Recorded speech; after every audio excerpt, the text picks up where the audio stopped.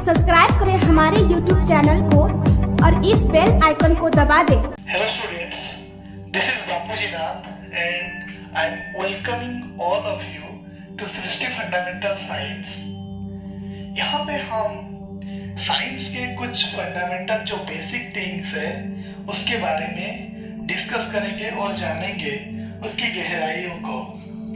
आप लोगों ने अभी आपका 10th का एग्जाम कैंसिल हो गया, तो ये ऑनलाइन जो प्लेटफॉर्म है ना, ये उम्दा प्लेटफॉर्म है आपके लिए कि कैसे आप आपके नॉलेज को एनहेंस करोगे।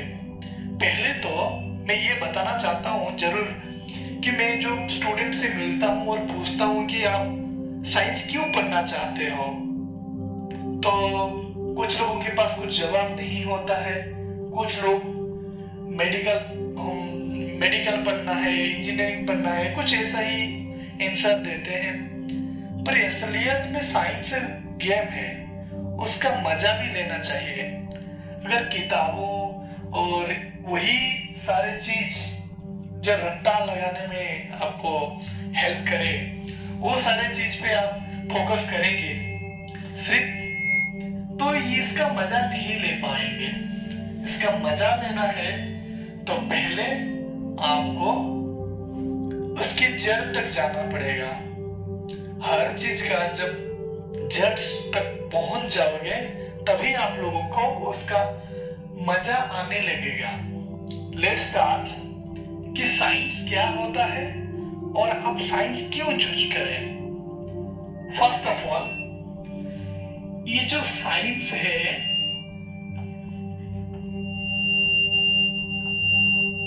अगर मैं आपको पूछूं तो साइंस क्या है, तो आप हाँ ठीक है, ये स्पेसिफिक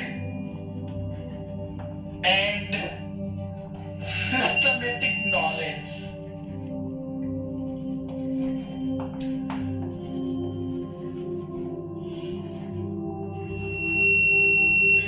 सिस्टमेटिक नॉलेज यानी कि कुछ निर्दिष्ट एंड क्रमवर्धित ज्ञान को हम विज्ञान कहते हैं। ये जो ज्ञान चीज है भैया, ये ज्ञान और विज्ञान में क्या अंतर है, ज्ञान और विज्ञान में अंतर क्या है, मैं ये बताता हूं कि जो मेरा उपलब्धियां है कि science that is searching of reality,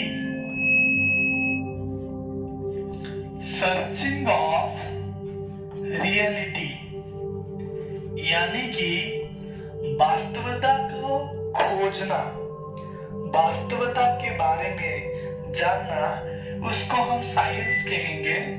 और ऐसे ही हम अगर चले तो आगे कि नॉलेज किसको बोलेंगे, नॉलेज फीलिंग ऑफ रियलिटी,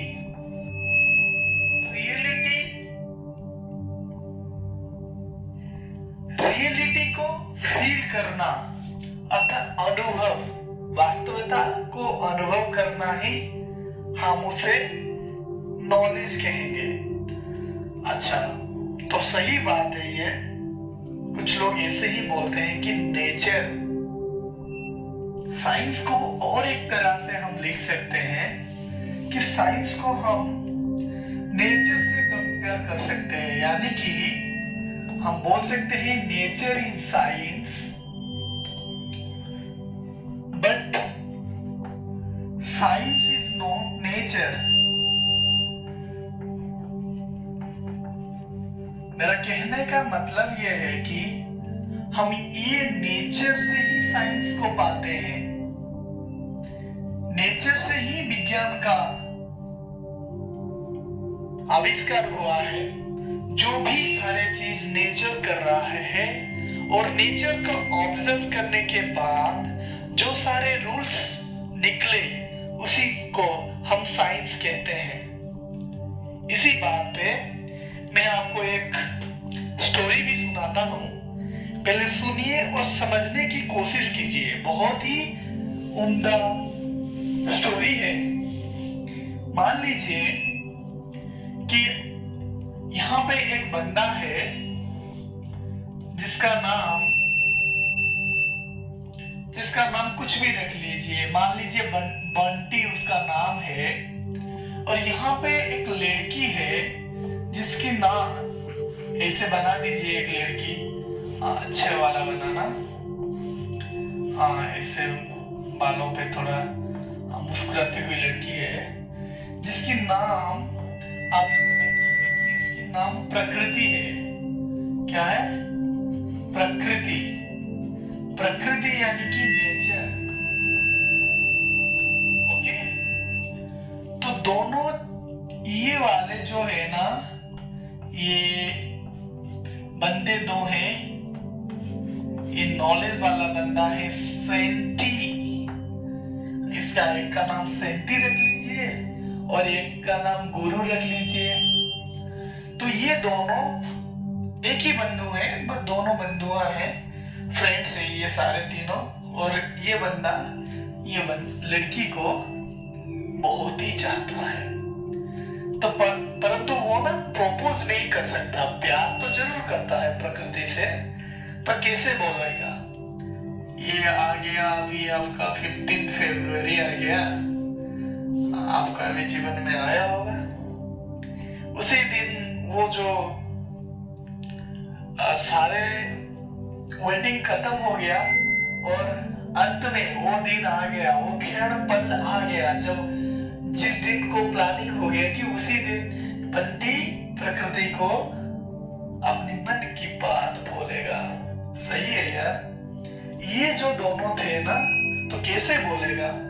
पहले वो ये दोनों को लगाया उसके पीछे कि आप दोनों जाओ और उसको फॉलो करो, देखो कि वो कहाँ जा रही है।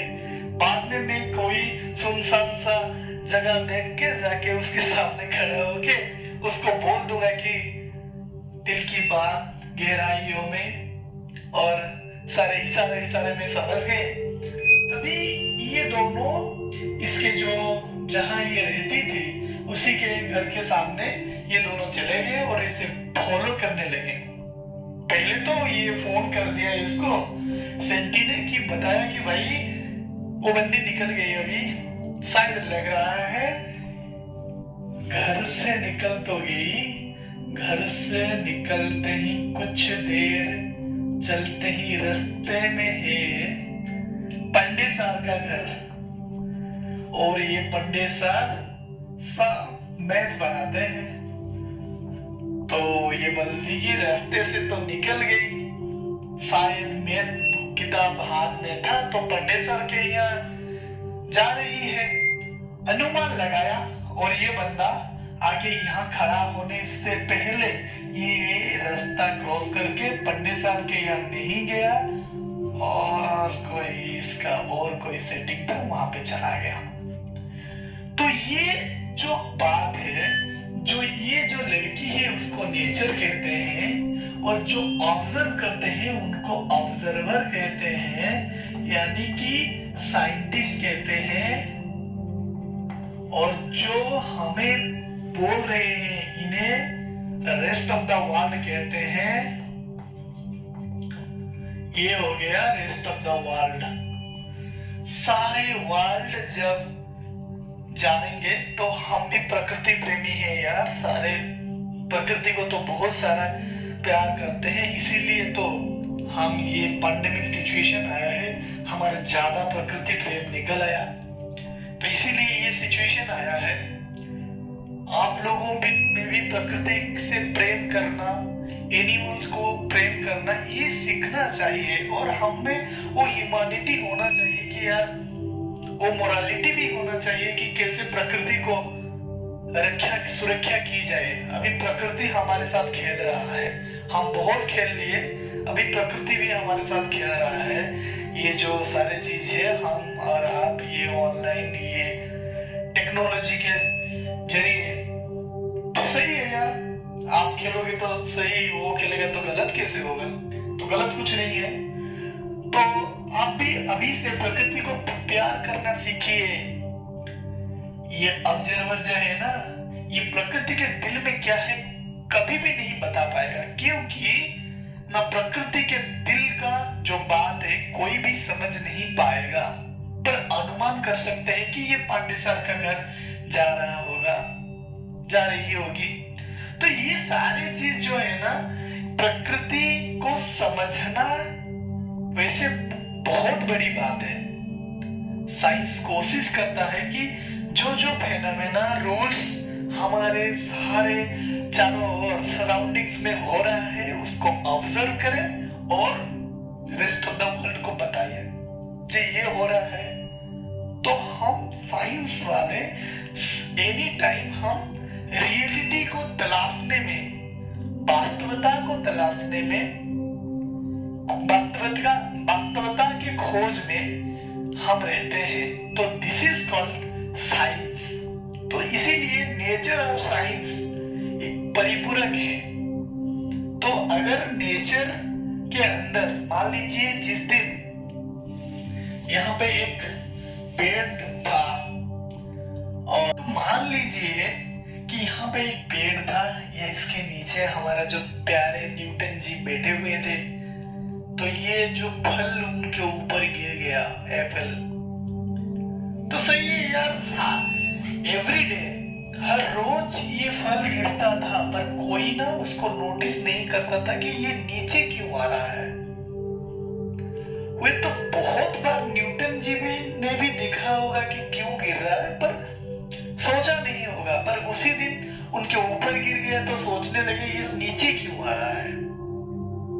ठीक है, तो ये अगर जब सोचने लगे कि ये नीचे क्यों आ रहा है, तो तभी उनके माइंड में आ गया और वो कुछ एक्सपेरिमेंट किए और नेचर को ऑब्जर्व किए कि सारे चीज नीचे आ रहा है, और उसको गुरुत्वाकर्षण जो हमारा नियम देती है, ग्रेविटेशनल लॉ, जो ग्रेविटेशनल फोर्स हो गया, फंडामेंटल फोर्स, तो ये सारे नेचर को ही देख के सारे साइंस से आया है।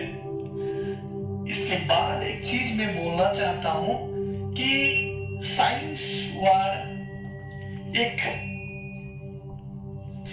Is derived from a word called scientia, which mean knowledge। तो ये तो पता चले कि नॉलेज मैंने पहले ही बता दिया कि searching of reality is science and feeling of reality is knowledge. आप लोगों को अभी मैं कुछ साइंस के बारे में बताना चाहता हूं और थोड़ा डिटेल में जानेंगे। तो साइंस को अभी मैं डिवाइड कर रहा हूं कि कितने टाइप्स के साइंस आप पाओगे लाइफ में। पहले तो एक रियल साइंस होता है जो वास्तवता के ऊपर रहता है, और एक स्यूडो साइंस होता है जो छद्म साइंस, स्यूडो साइंस यानी कि उसको हम बोलते हैं छद्म साइंस। स्यूडो साइंस यानी कि छद्म साइंस। ये जो रियल साइंस होता है वो थ्योरी, सिद्धांतों के ऊपर बेस्ड होता है। एक्सपेरिमेंट, लास्ट सिद्धांत, कंक्लूजन पे बेस्ड होता है, और ये एक दृष्टांत, पैराडाइज्म, एक दृष्टांत के ऊपर बेस्ड होता है। Students, let know it is unchanging reality. Unchanging reality is called real science, whereas it is changing reality.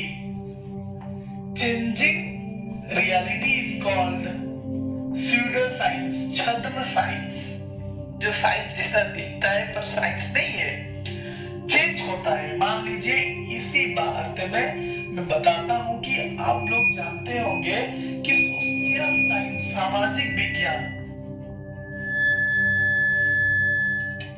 ये देखिए अभी जो सोशल साइंस है यानी कि सामाजिक विज्ञान, ये सामाजिक विज्ञान क्या होता है? हम जो समाज में देखते हैं, हमारी सोसाइटी में जो सारे होते हैं, जैसे इसमें मान लीजिए इकोनॉमी आ गया, ये होता है, वास्तविकता चेंज होता है। कैसे? मान लीजिए कि हमारे जीडीपी जहाँ है, अमेरिका का जीडीपी अलग ही होगा ना, तो ये वास्तविकता चेंज होता है, तो ये रियलिटी चेंज होता है। ये सोशल, मान लीजिए आपका पॉलिटी, अब पता ही है कि हम डेमोक्रेसी ही ले लो कि हमारे इंडिया में डेमोक्रेसी जैसा है कि अमेरिका में डेमोक्रेसी, वैसा नहीं है। सोशियोलॉजी, ये सारे चीज सोशल साइंस में आते हैं जिसका रियलिटी चेंज होता है, तो इसीलिए उसको छद्म साइंस बोला जाता है। सही है कि और एक बात कि ये जो चेंज होते हैं पर उसके बारे में भी अध्ययन करना साइंस के तहत लिया गया है। उसके बाद हम जानते हैं कि अनचेंजिंग रियलिटी, जो चेंज नहीं होता है, और रियल साइंस क्या होता है। मान लीजिए आप पृथ्वी में रहते हैं सारे, तो सही है ना, पृथ्वी के ऊपर आप लोग रहते हैं, हम सारे रहते हैं। ये जो जग है उसको मैं ऊपर फेंक दिया तो वो क्या होगा? नीचे आ जाएगा। मान लीजिए आप वो उसको फेंक देंगे तो वो भी नीचे आ जाएगा। सारे चीज जहां भी फेंकोगे ना तो वो नीचे ही आएगा। यानी कि समय परिवर्तन हो, व्यक्ति परिवर्तन हो कि स्थान परिवर्तन हो, परंतु ये रूल चेंज नहीं होगा। मैं फेंकूंगा तो भी नीचे आएगा, आप फेंकोगे तब भी नीचे आएगा, आज फेंकूंगा तब भी नीचे आएगा, 10 साल बाद फेंकेंगे तब भी नीचे आएगा, यहाँ पे फेंकूंगा तब भी नीचे आएगा, लंदन में जाके फेंकूंगा तब भी नीचे आएगा। पर ये पृथ्वी में होना चाहिए। स्पेस का रेफरेंस आ गया तो वहां पे जो नियमों है वहां चलेगा। सही है? तो ये जो नियम होता है, जो चेंज नहीं होता है, उसी को बोलते हैं अनचेंजिंग रियलिटी। वास्तविकता चेंज नहीं होता, ये साइंस के अंतर्गत आ गया। हमारे चारों ओर हम जो भी चीज देखते हैं उसी को तो हम साइंस के तहत ले जाते हैं। मान लीजिए एक बात बता रहा हूं आप लोगों को, आज यहाँ पे बहुत ज्यादा बारिश हो रही है। जो लिटरेचर का आदमी है वो लिखेगा ना, कविता ही लिखेगा, पोएम ही लिखेगा कि बारिश को लेके कुछ भी लिख सकता है और रोमांटिक हो सकता है। एक फिलोसोफर को पूछेंगे तो वो बोलेगा कि सही है, अभी ज्यादा गर्मी हो रहा था, वो कुछ ऐसा बोले कि भगवान कृपा कर दिया, इंद्र जी ने बारिश कर दिया, वो सारे चीज। पर हम रियलिटी पे विश्वास करते हैं तो हम बोलेंगे नहीं, यहाँ पे जो जल चक्र है, जो पानी गया ऊपर, वो सारे होके जो भी मैकेनिज्म है उसको समझा पाएंगे। वही तो है रियल साइंस। जो लेट्स स्टार्ट, हम अभी साइंस को डिवाइड करेंगे। हाँ, अनचेंजिंग रियलिटी हमारे जीवन में सबसे ज्यादा सत्य। अगर हम धरती पे पैदा हुए हैं तो हमको मरना पड़ेगा, ये इटरनल ट्रूथ है। ये इटरनल ट्रूथ है कि हमें मरना पड़ेगा। यानी कि जो चेंज नहीं होता है वो होता है कि हमें मरना पड़ेगा। यानी कि कोई वस्तु ये दो तरह से होता है, या तो वो जिंदा रहेगा और या तो वो मर जाएगा।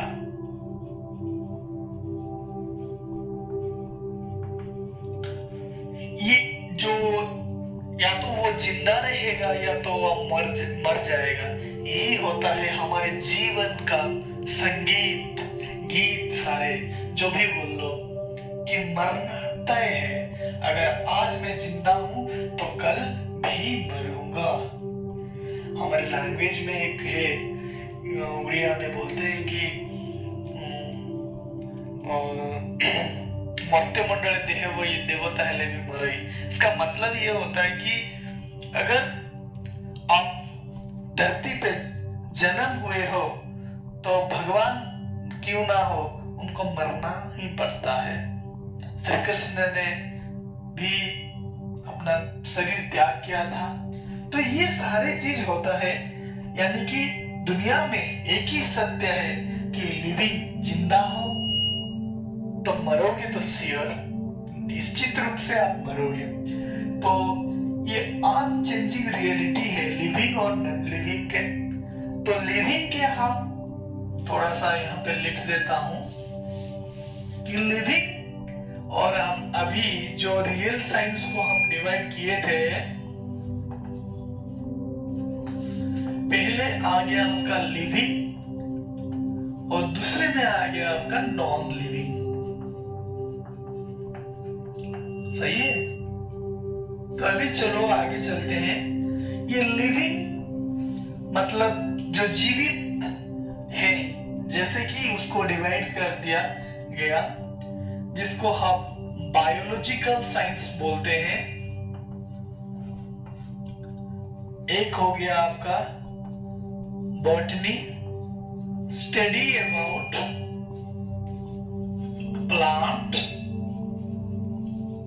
एंड एक हो गया आपका zoology, study about animal. Animal मतलब प्राणी, और पशु भी कहा जाता है। मान लो एक बंदे को आप पशु बोल लो, वो जरूर उसको गुस्सा आ जाएगा, पर उसे शेर बोल लो, वो खुश हो जाएगा।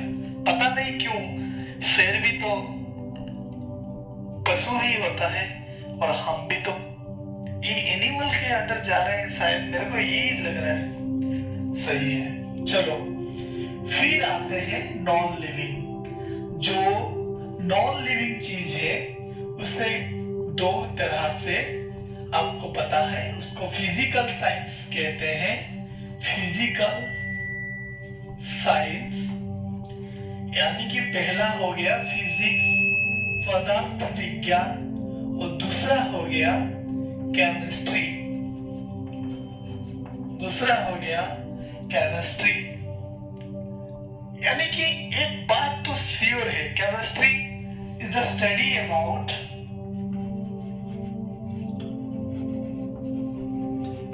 Matter,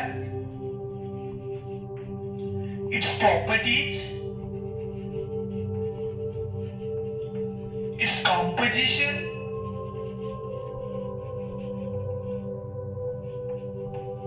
etc. I don't know. तो it is a collective knowledge, okay? But ये फिजिक्स के बारे में जानने से पहले हम और थोड़ा कुछ जानते हैं। देखिए, ये जो रियल साइंस को मैं डिवाइड कर दिया, इसमें एक चीज का जरूर मैं देख सकता हूं कि सारे बंदे सोचते हैं कि साइंस लेना बहुत ही मतलब डिफिकल्ट होता है, उसमें मैथमेटिक्स ज्यादा डिफिकल्ट दिखता है। परंतु ये जो साइंस का डिवीजन हुआ, इसमें मैथमेटिक्स का कोई भी साइंस के सब्जेक्ट में आता है क्या? मैथमेटिक्स नहीं आता है।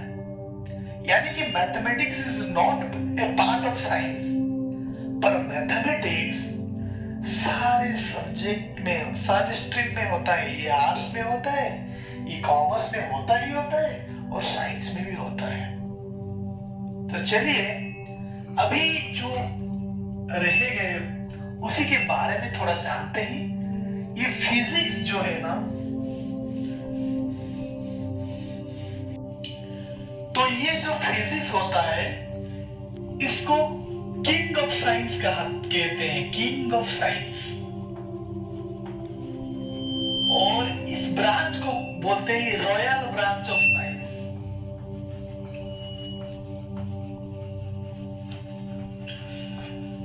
अगर ये किंग हो गया यानी कि उसका कोई क्वीन भी होगा, वरना तो किंग अधूरे रह जाएंगे। टिल दैट ये सस्पेंस ही रहेगा कि फिजिक्स का क्वीन कौन है, क्यों फिजिक्स को राजा बनाया गया और जो भी क्वीन है वही क्यों क्वीन है। ये सारी चीज जानेंगे फिर एक लेक्चर में, और फिर कुछ नया सोचेंगे और नया बताऊंगा। तब तक आप इस चैनल को सब्सक्राइब कीजिए, लाइक कीजिए, और जो इम्प्रूव हो सके कमेंट भी कीजिए। और ज्यादातर जो आप नई चीज जानते हो और जिसके बारे में आपको जानना है कॉन्सेप्चुअली, आप कमेंट में लिखिए, मैं जरूर उसके बारे में डिस्कशन करूंगा और आप लोगों को भी मजा आएगा। Till then, thank you all, watch my lecture, meet you again, thank you.